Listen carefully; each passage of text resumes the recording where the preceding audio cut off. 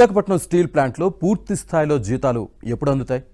మూడవ బ్లాస్ట్ ఫర్నెస్లో ఉత్పత్తి ప్రారంభమయ్యే వరకు ఈ కష్టాలు తప్పవా? కేంద్ర ఉక్కు శాఖ సెక్రటరీ సందీప్ పాండే ఏం చెప్పారు? ప్లాంట్ను నడిపే బాధ్యత ఎవరికిచ్చారు?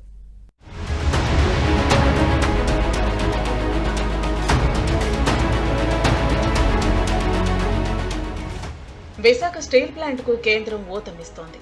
కొన్ని నిధులను కేటాయించడంతో కష్టాలు తప్పినట్లేనని అందరూ భావించారు. అయితే కేంద్ర ఉక్కు శాఖ సెక్రటరీ సందీప్ పాండే విశాఖ పర్యటనకు వచ్చే ఉద్యోగులతో సమావేశమై కీలక వ్యాఖ్యలు చేశారు. స్టీల్ ప్లాంట్ లో మూడో బ్లాస్ట్ ఫర్నేస్ కూడా పూర్తి స్థాయిలో పనిచేసినప్పుడే అందరికీ పూర్తి జీతాలు అందుతాయని అన్నారు. అయితే అప్పటి వరకు కష్టాలు తప్పవని సందీప్ పాండే స్పష్టం చేశారు. స్టీల్ ప్లాంట్ పర్యటనకు వచ్చిన ఆయన ఎంపిక చేసిన సుమారు 200 మంది ఉక్కు యువ ఉద్యోగులతో సమావేశమయ్యారు. సీనియర్లు అంతా వీఆర్ఎస్ తీసుకుని వెళ్లిపోతున్నారని, ప్లాంట్ను నడిపే బాధ్యత యువ ఉద్యోగులపైనే ఉందని స్పష్టం చేశారు.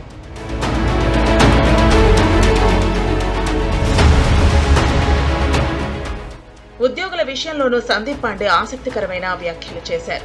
కాంట్రాక్టు సిబ్బంది ఎక్కువ సంఖ్యలో ఉంటే శాశ్వత ఉద్యోగులు సరిగ్గా పనిచేయరన్నారు. అందుకని ఎంత అవసరమో అంతే కాంట్రాక్టు సిబ్బంది ఉంటారని, మిగిలిన వారిని తీసేస్తామని పరోక్షంగా వెల్లడించారు. ఏ విభాగానికి ఆ విభాగం వారు అది తమ సొంత ఆస్తిలా భావించి నిర్వహణ పనులు చూసుకుని పూర్తి ఉత్పత్తి సాధించాలని సూచించారు. ఒడిశాలోని డోల్వీలో జిందాల్ స్టీల్ కంపెనీ 13,000 మందితో 10 మిలియన్ టన్నులు ఉత్పత్తి చేస్తోందని, దానిని ఆదర్శంగా తీసుకుని పనిచేయాలన్నారు. ప్రభుత్వ రంగ సంస్థ సెయిల్తో పోల్చుకోవద్దని హితవు పలికారు. మే నెల నుంచి మూడో బ్లాస్ట్ ఫర్నేస్ పనిచేసే అవకాశం ఉందని, అందుకు సిద్ధంగా ఉండాలని సూచించారు.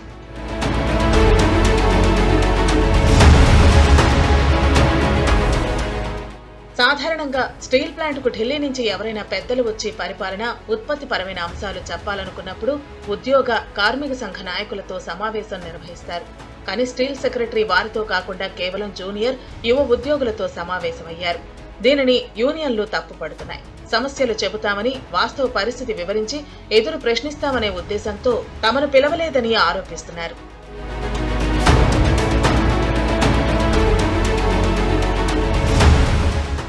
స్టీల్ ప్లాంట్ లో నిన్న 1,213 మంది పదవి విరమణ చేశారు. వీరిలో 1,124 మంది స్వచ్ఛంద పదవి విరమణ చేసిన వారు ఉన్నారు. వీఆర్ఎస్ తీసుకున్న వారికి మొత్తం 462 కోట్లు బ్యాంకు ఖాతాలకు జమ చేశారు. ఇంకా వారికి ఆర్జిత సెలవులు, ప్రావిడెంట్ ఫండ్ వంటివి చెల్లించాల్సి ఉంది.